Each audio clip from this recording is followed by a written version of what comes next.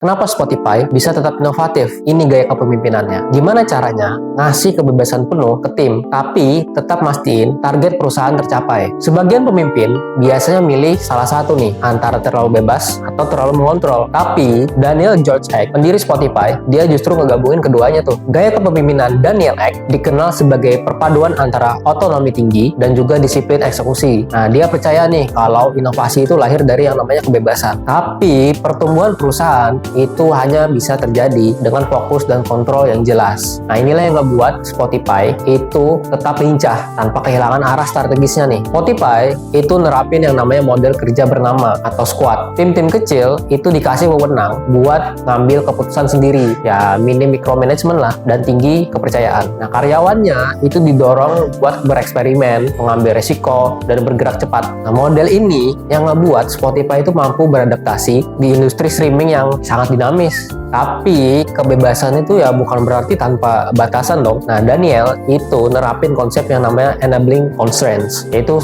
sebuah batasan yang jelas agar semua tim itu tetap selaras nih dengan visi besar perusahaan. Nah, Daniel itu juga dikenal sangat disiplin dalam menetapkan yang namanya prioritas tuh. Target harian, mingguan, bahkan bulanan, yaitu ditinjau secara ketat. Nah, menariknya, Daniel itu nyebut perannya sebagai editor, bukan lagi sebagai pengambil keputusan. Ya, tugasnya mastiin semua ide kreatif tetap sejalan dengan arah strategisnya Spotify nih. Di akhir 2025, Daniel ngumumin evolusi perannya menjadi executive chairman. Nah, dia lebih fokus nih pada strategi jangka panjang. Nah, sementara operasional harian ya itu dijalanin sama co-CEO-nya. Nah, ini nunjukin kalau pemimpin yang matang itu tahu kapan harus memimpin dari depan dan kapan harus yang ngasih ruang. Dari kisah Daniel ini, kita belajar satu hal nih, ya inovasi butuh yang namanya kepercayaan, dan pertumbuhan juga butuh yang namanya disiplin. Kepemimpinan bukan soal memilih antara kebebasan atau mengontrol, tapi tentang ngasih keduanya di waktu yang tepat. Nah, menurut kalian, mana yang lebih penting nih dalam memimpin sebuah tim? Kebebasan